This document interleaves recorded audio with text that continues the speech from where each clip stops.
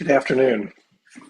I'm Phil Hahn, and this is a lecture on air power effectiveness, a case study from the Vietnam War, to be presented at the Institut d'Etat de Stratégie et Défense in Lyon, France, for February the 11th.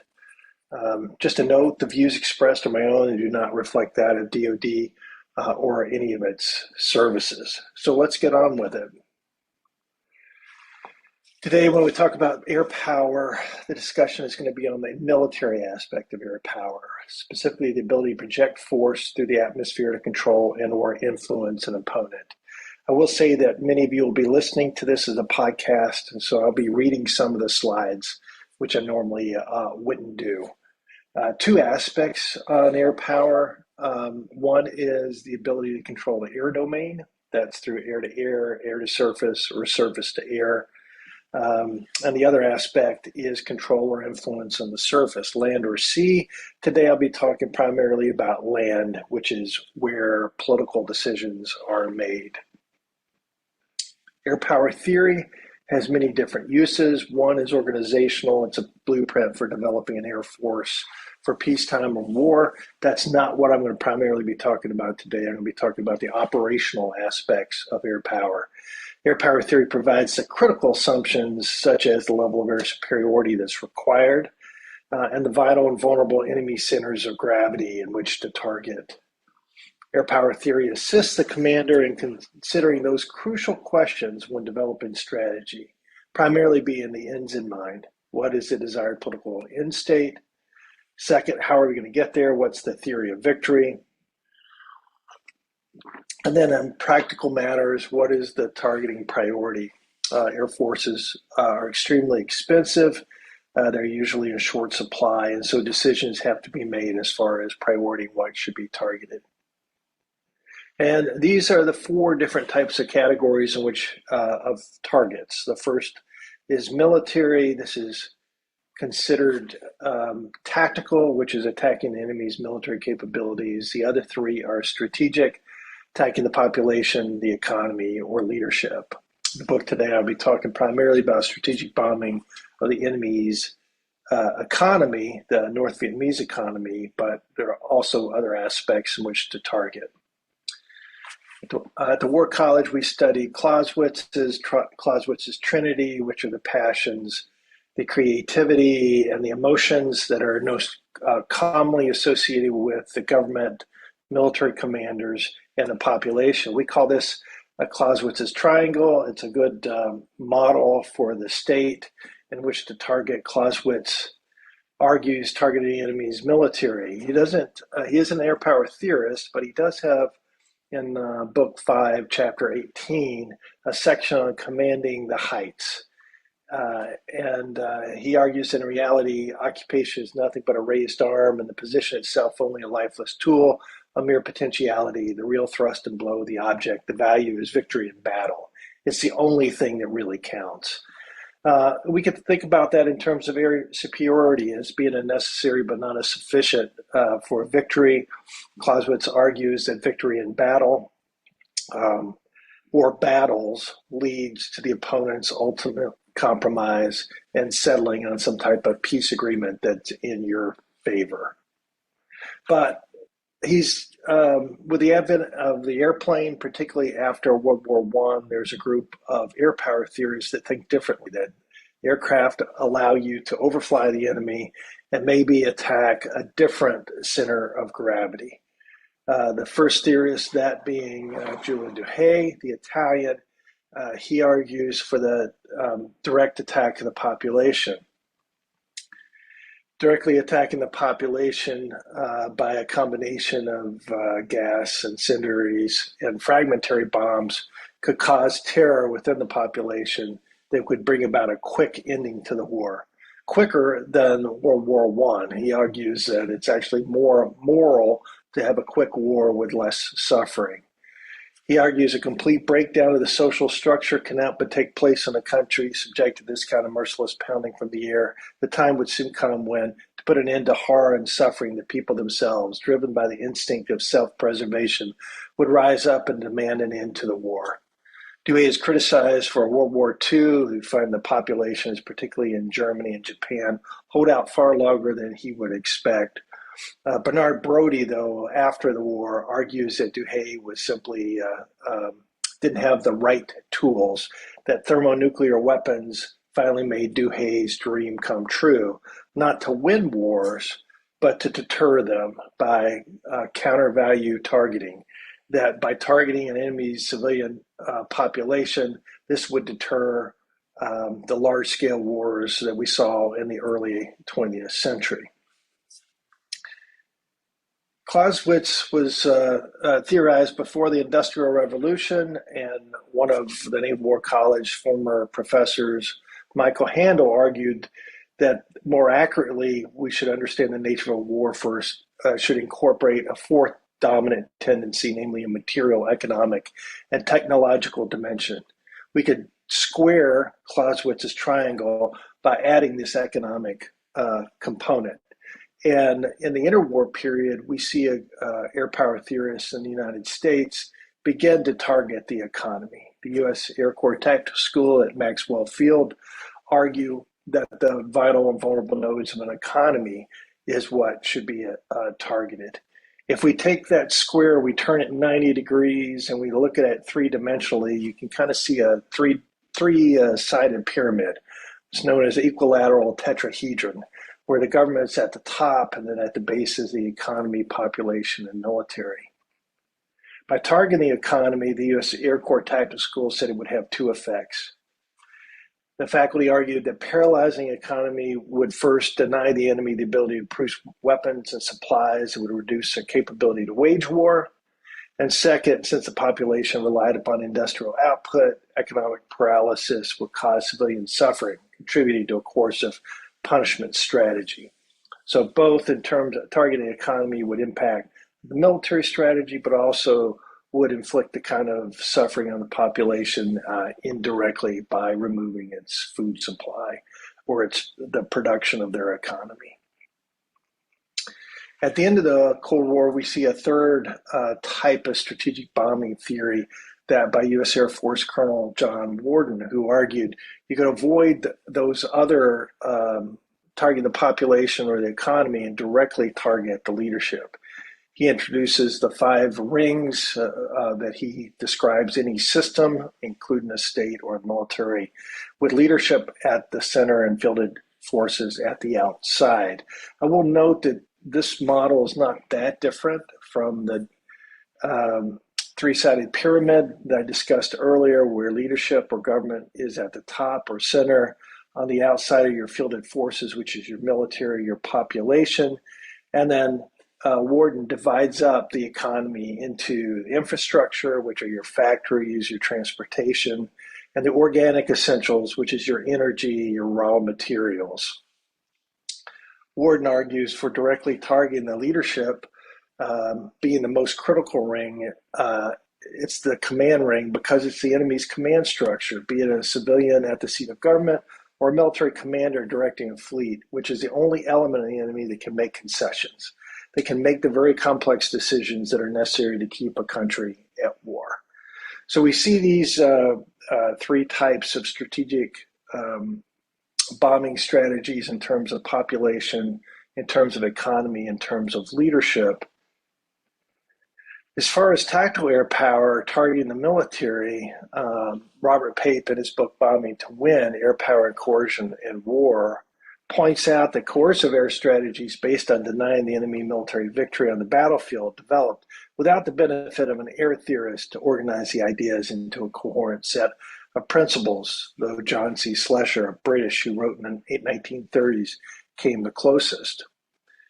J.C. Schlesser, in his book Air Powers and Armies, which were a series of lectures while he was on the faculty at the Army Command and Staff College, argued that in terms of targeting the military, the best that you could do is to indirectly interdict the supply lines. The primary task of air striking force in a land battle must be to isolate the area attacked from reinforcement and supply.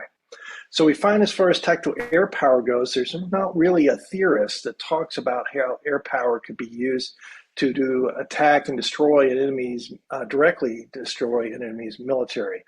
And that's what this book addresses. It provides a alternative theory of tactical air power based on direct attack. And there's several arguments made in this book. First, the argument that air power is lethal against forces when they concentrate and maneuver. That, and in response, air power armies are deterred from concentrating at the decisive point, which is what Clausewitz argues is the primary army's strategy. The combination of effective air and ground forces can place the enemy on the horns of a dilemma. Does it disperse and hide against the air threat, only to leave it vulnerable to the enemy, the opponent's ground forces? Or does it concentrate and maneuver against the ground threat, only to leave itself vulnerable to air attacks? And the other primary aspect of this argument is that tactical air power's effectiveness is not measured by the number of tanks destroyed or sorties, but the degree to which the enemy is deterred from its preferred strategy. It's the impact that it has on the enemy, the opponent. In the book, I offer this as an alternative way of thinking about when armies are vulnerable to air attack and how they react. The circle in the middle indicates forces that mass. We can think in terms of mass. You can think of an individual soldier who's an insurgent or guerrilla versus a soldier that's a tank driver. The mass changes significantly from a tank to an insurgent. At the group level too, though, a division is much more difficult to hide against the air threat than, say, a single tank in a tree line. So ground forces find it difficult when they mass to hide, whether it be their visual, their electronic emissions, their infrared emissions are more difficult when they concentrate. It's even more difficult when they maneuver. When they mass and then maneuver, be it in terms of attack or just in terms of movement, then they're much more easier to observe from the air, either visually in terms of dynamic targets against a static background, or say with a moving target indicator. The other times when ground forces may be susceptible is their lines of operation that's moving to the battlefield, their lines of communication, which would be their supply lines, and also their lines of retreat. In response to this vulnerability, ground forces will tend to disperse and conceal. They do that for survivability, but they give up the lethality of being able to mass and maneuver. Air power is not always effective. There are a number of factors that impact how effective air power is.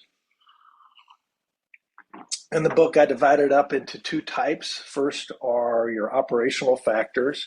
I've already mentioned one, and that is the degree of air superiority achievable over the battlefield.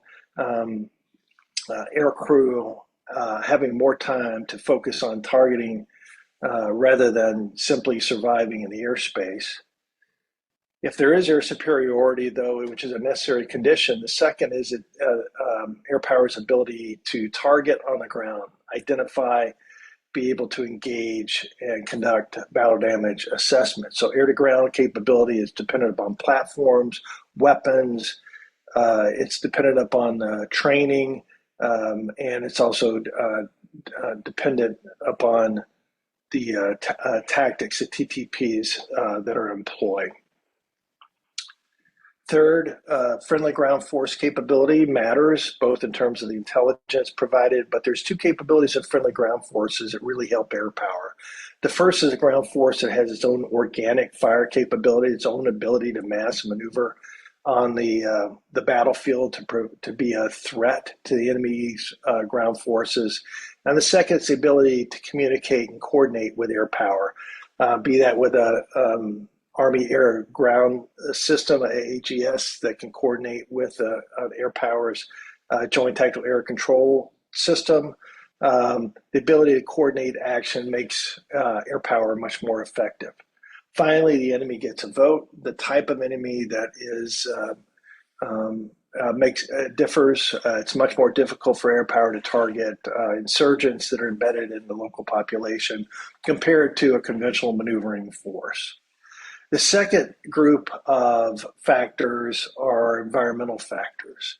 Environment plays a big role in terms of air power effectiveness. One of the first is weather or climate,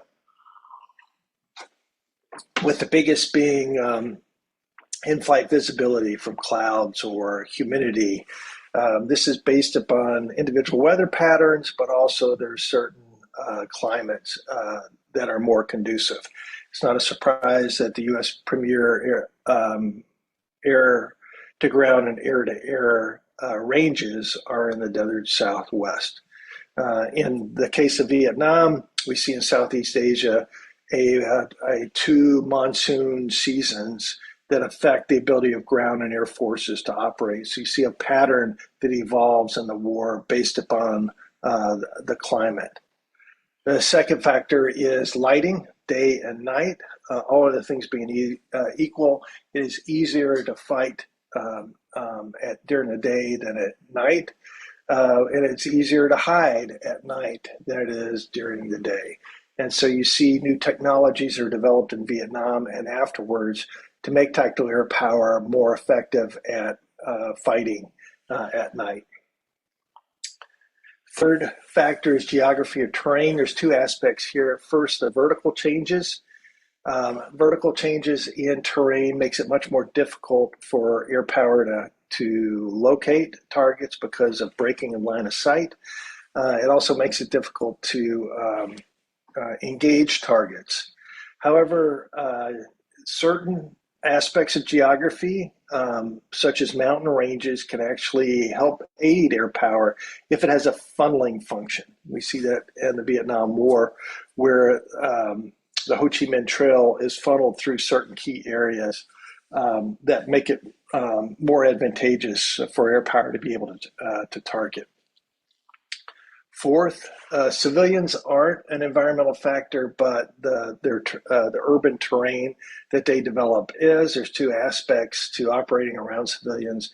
First, urban terrain is difficult in terms of vertical changes and the ability to identify targets and engage them. But second, for certain air forces, there is, particularly Western Air Forces, there is concern over collateral damage that can limit the ability of air power to be effective. We see that during the Tet Offensive. U.S. air power is not engaged much in urban terrain. And finally, related to the previous two, we have concealment and cover. Concealment is the ability to hide. You can think about ground forces hiding in a forested area or a jungle area compared to an open plain. The second is cover, which is related, but cover is the ability to limit the effects of airstrikes. You can think of digging, use of ground for berms or for tunneling, affecting air power. So just having tactical air power doesn't mean it's going to be effective in a war. All these operational environmental factors are going to have an impact. So how do we measure air power effectiveness? Well, there's two measures, military and political effectiveness I'll discuss. In terms of military effectiveness, there's two questions. First, does air power achieve its military objectives in a timely manner at a reasonable cost? So does the strategy that's adopted achieve those objectives, and are they more than just Pyrrhic victories, or are they so delayed that they no longer have an effect? The second is what's called Clausewitzian critical analysis, which is how does air power strategy compare to alternative viable strategies that were available to the commander? It's a counterfactual argument of the strategy that was adopted versus viable alternatives that were considered or should have been considered, but weren't actually adopted. Turning to political outcomes, the questions are, do the military gains by air power translate into political outcomes that are desired? You can have military success and not achieve your political outcomes. There's a number of factors that affect the political outcomes. The level of objectives that are made, there might be third party There's diplomatic, third-party diplomatic action can affect the actual political outcome. And second is an evaluation of how effective air power in contributing to those outcomes. And this can be very difficult because there are multiple factors usually a state uses besides just air power. Diplomacy, there may be economic dimension. And in addition, when air power is used in combined arms, it becomes quite difficult sometimes to disentangle the effect of air power versus what happens on the ground. Because remember, the argument is tactical air power is effective in dispersing and concealing enemy force. And so the positive outcome may be the ground forces political or the ground forces military gains where air power doesn't employ much. One of the ways to get at this is to conduct a counterfactual argument of how likely would the ground forces have been had not air superiority been achieved. So why the Vietnam War? Well, I study the Vietnam War for a couple of reasons. First, I argue that it's the first modern air war. And what I define as modern are two technologies. The first being thermonuclear weapons really limit the types of wars that great powers fight. After World War II, we don't see another great power war. We don't see a World War III because of the deterring effect of nuclear weapons. Instead, we see the great powers using proxies, such as in Vietnam. And the second technology is the miniaturization of radar that really we see, and missiles that increase the lethality of the air domain. And so what we see here, both in air-to-air and surface-to-air, is that we see it become much more difficult to survive in the medium altitude regime, even compared to World War II. And so we see a shift from the bomber to the fighter being the primary combat vehicle, primarily because of its survivability. So B-52s are used a lot in Vietnam. They're mostly used in South Vietnam, with a couple of exceptions that I'll talk about. The second reason to study Vietnam War is it's the largest modern U.S. air war. I code 13 modern air campaigns for the U.S. 13 of those occur during the Vietnam War. And there's a variety in there of strategic bombing, like I said, primarily against the economic targets. There's multiple air interdiction campaigns, and there's a significant number of direct attack campaigns in that war. The next slide is a little bit of an eye chart. It gives you a table of those 23 air campaigns. You'll notice that the first 13 occur during North Vietnam. You can see that the strategies there, some of these campaigns take place at the same time in the North and in the South. And then I code for military and political outcomes. You notice that sometimes there's military success, but political failure.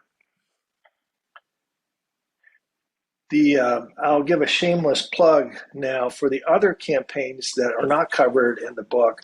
Didn't have enough time or space in this book, so you might want to check out Air Power in the Age of Primacy. It's an edited volume that I did with a number of really outstanding scholars that cover some of those other cases.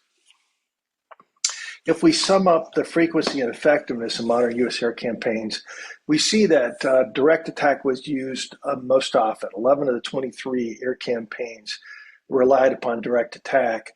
9 of 11 of those were military successes. The two exceptions were one in 1971, the South Vietnamese offensive into southern Laos, the Lam Song 719, is a failure. And the second is in 1999 over Kosovo. Personally, I flew in that campaign. That was a military failure. However, of those, about half of those direct attack campaigns also further led to political success. So military success didn't always mean political success, but about half the time it did.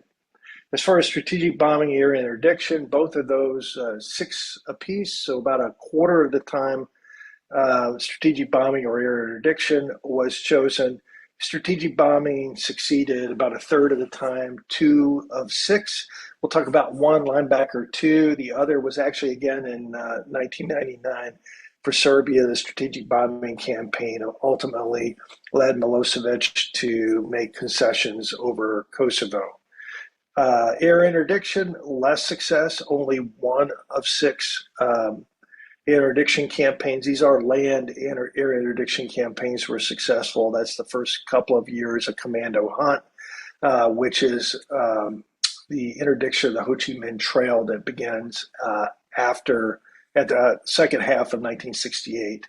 None of those lead to political success. Don't have time to cover all the campaigns, but I am going to talk about 6 of them here. The book covers the escalation of air activity from 1965 until the end of 1972.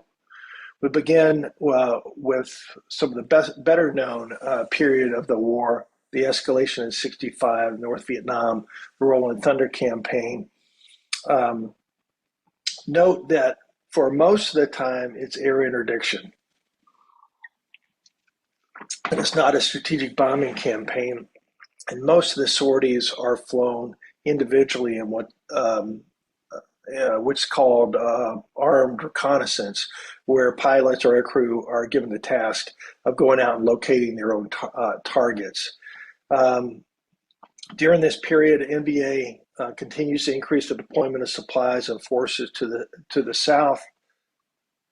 The strategic bombing campaign, which really escalates in the spring of 1967, targeting the North Vietnamese economy. It's a rather small economy, and the communist countries pitch in and really overcome the damage that's done, but it fails to coerce the North Vietnamese to give up their aspirations in the South and supporting the Viet Cong. Overall, the Rolling Thunder is ineffective both militarily and politically. Meanwhile, South Vietnam talked about far less. In the summer of 65, we see combined arms operations that are actually relatively effective. They neutralize the North Vietnamese and the Viet Cong's offensives into South Vietnam in the fall of 65. There's an intent by the North to cut South Vietnam in half. That largely fails. What we see instead is the NVA and VC disperse and hide. They move their headquarters and supplies across the border to Sanctuary in Laos and Cambodia. And in order to avoid the firepower of air power and artillery, U.S. artillery, they adapt a grab them by the waist and fight type of tactics where they move their forces as close as possible to the U.S. and the South Vietnamese in order to avoid firepower. In general, this combined arms is military successful. It causes North Vietnamese to disperse. They do not threaten, and with conventional means, the South Vietnamese. And however, it's politically unsuccessful. We see the Viet Cong continue to grow in power throughout the region, and the North Vietnamese continue to support them. This map shows bomb plots for U.S. bombing during 1967. I want to point out the line up here at 20, the 20th parallel. Most of the economic targets are struck in these areas from the 17th parallel, which is a demilitarized zone, up to the 20th. You can see the attacks along the lines of communication as part of the primarily armed reconnaissance aspects. It's also primarily the Navy that are dropping the bombs in through here.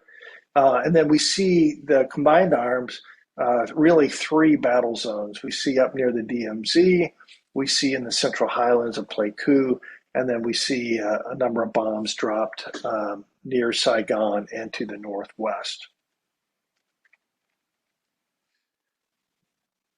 Even though the North are not winning militarily, this actually leads the North to make a gamble with a Tet Offensive that takes place in January of 68, along with the Battle of Khe Sanh. Khe Sanh actually really provides an opportunity to demonstrate the lethality of air power against fielded forces with the U.S. having air superiority. The North Vietnamese pushed two divisions against a group of Marines at the base at Khe Sanh, and ultimately those two divisions are destroyed. Why the NVA continues to concentrate? Well, one argument is it's a diversion to the broader Tet Offensive that's taking place right after the beginning of the Khe Sanh. And the other aspect is that the North is gambling that the offensive will actually succeed and they'll gain another political victory, such as what they gained at Dien Bien Phu. During the broader Tet Offensive, there's a very limited role for air power in the urban areas for a couple of reasons, primarily being the South Vietnamese that are fighting these battles don't need the air power. They overcome the Viet Cong relatively quickly, except for a couple of places. And second, they don't have the means to actually coordinate the airstrikes. Both Khe Sanh and Tet are military victories. This ends the Tet Offensive largely ends the ability of the Viet Cong to operate effectively, although they'll continue a series of attacks for the next year. And Khe Sanh is a military defeat for the North Vietnamese. However, it's a political catastrophe for the United States, with the American population losing its will to continue to fight. We see President Johnson deciding not to run for re-election. Here's an aerial photo after the Battle of Khe Sanh. You can see in the bottom right the field and the Marine location there. The dotted lines are all B-52 strikes. That's the region in which the North Vietnamese attacked. Losses approximately 75% of their forces. This map shows where Khe Sanh is located.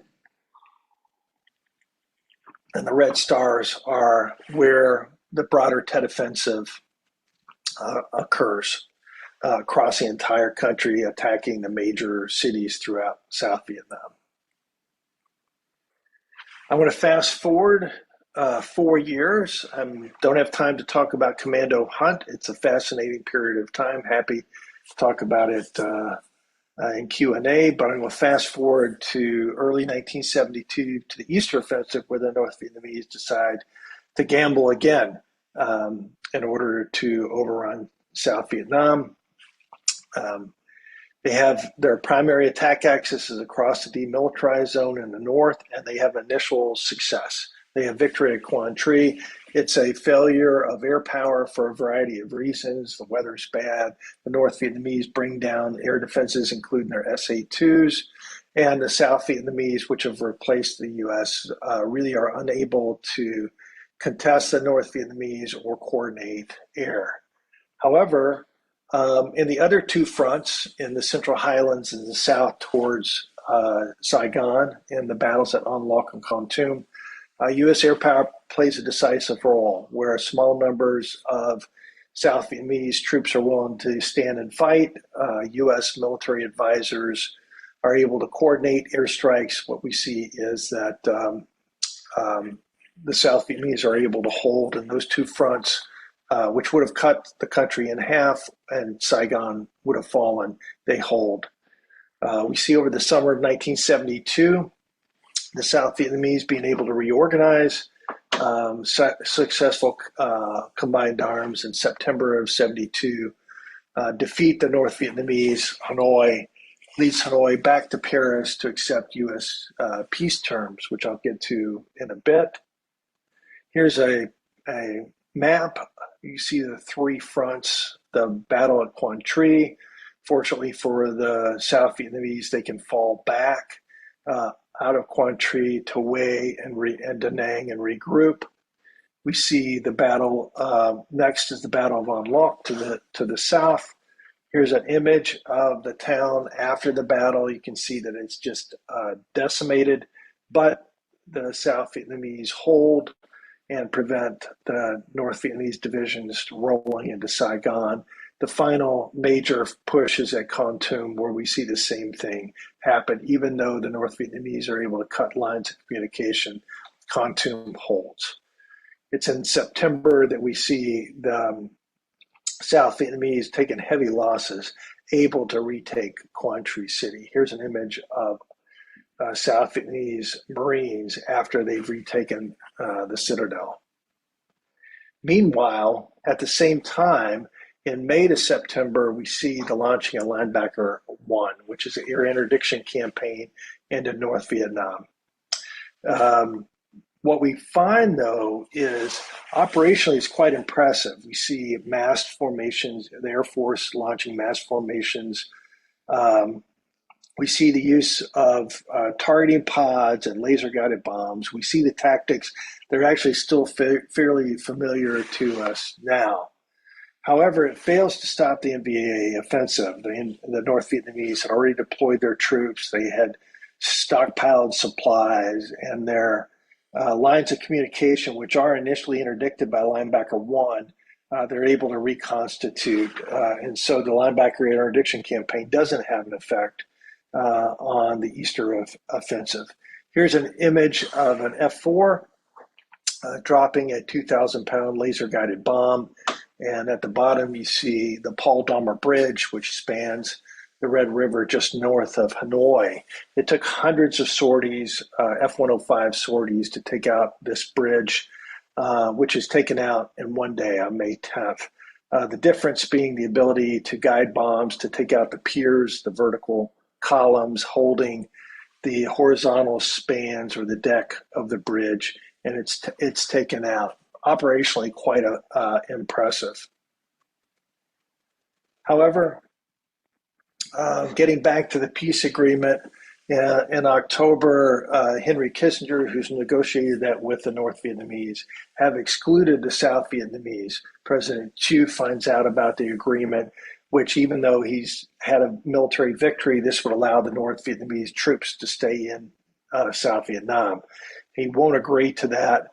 It's only after the U.S. presidential election that we see Nixon being willing to take some action. He offers support to the South Vietnamese, but on condition of them taking the peace deal, he promises to provide air support and to demonstrate this to the South Vietnamese and to the North. Orders Linebacker 2, which is 11 nights of bombing over Hanoi in December of '72, sometimes called the Christmas bombing. It's an interesting strategic bombing campaign because the targets that are selected are intentionally selected not for their economic impact or the military impact, but they're selected to be close to Hanoi to demonstrate that the U.S. is willing to conduct strikes near Hanoi. The North Vietnamese, Hanoi, continue to fight until they run out of SA-2 missiles.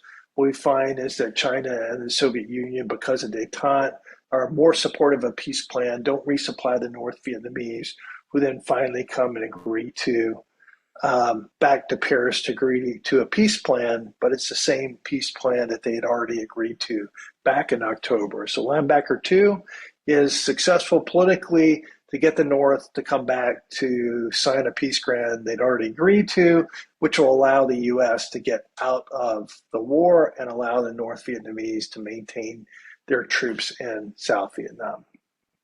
Here's an image of the B-52s.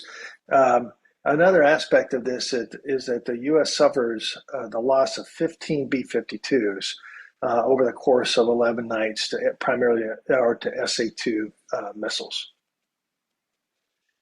What can we take away from a study of this case study? Well, in this case study, TACAIR was more effective than either strategic bombing or interdiction.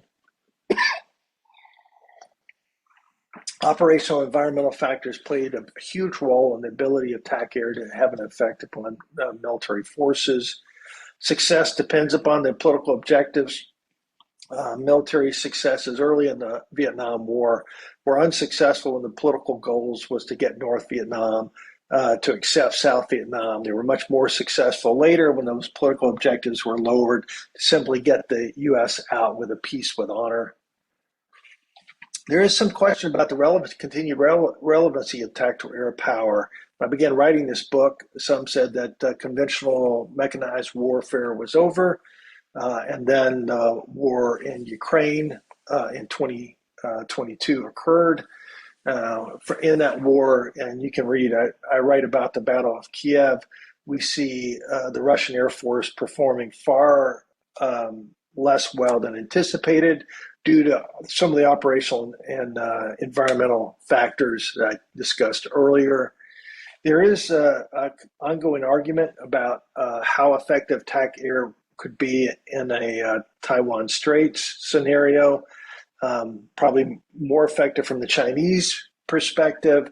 A lot of challenges in terms of basing and vulnerability to modern surface-to-air missile systems on the U.S. side.